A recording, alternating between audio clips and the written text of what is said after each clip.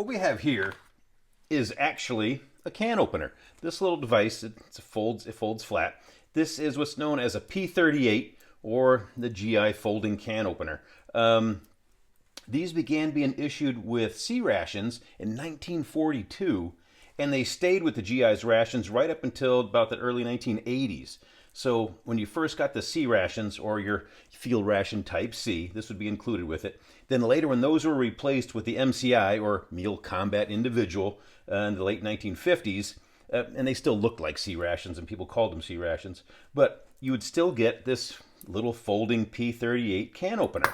And these were made by the millions. Like this one here, for example, says the Shelby Company on it. And that was made by the Mall and Shelby Hardware Company out of Shelby, Ohio. And this one here says U.S. Speaker. And that's made by the J.W. Speaker Corporation out of Germantown, Wisconsin. And like I said, these were made by the millions, and they were in every GI's field rations. So today, most cans have this, the pull tabs. You don't really need a can opener. But every now and then, you'll get a can that needs to use a can opener.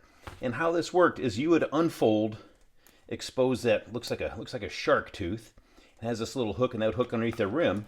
And then what you do is with that shark tooth, you take a bite into the can, you just do a little rotation, and as you just turn this around, you can just take in little bites, little bite, and you just work your way around, you'd open up this can. The P38 was later replaced by a P51, which was the same design. They looked the same, just the P51 was a little bit bigger.